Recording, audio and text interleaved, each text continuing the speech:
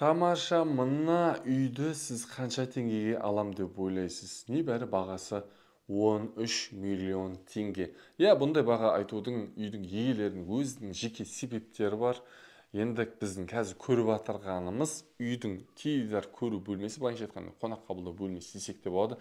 Дәл осы жерден қалған үйдің бөліктеріне қарай өте аламыз. Видеоның соңында мен қазір үйдің сыртын көрсететін боламын, но пока что ішімен танысып алайық.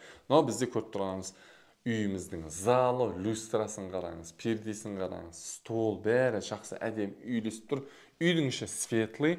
Мына бөлікте міне жатын бөлмесі орналасқан, бір жатын бөлме, и мына бөлікте екінші жатын бөлмеміз бар. Қарап алыңыздар, қабырғасы aboйланған, тамаша.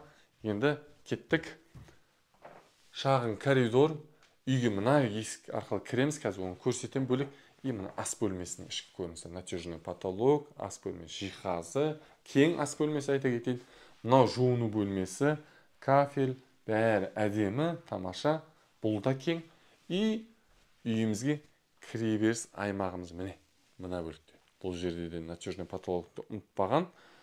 И мына бөлікте біздер. Көріп қойдым мен сені. Кладовкасы.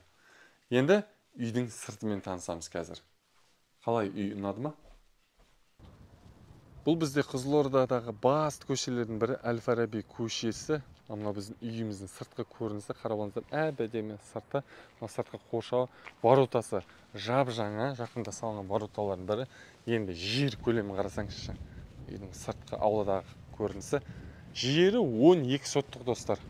13 миллион теңгеге мына үйді сатып алуға асығайық.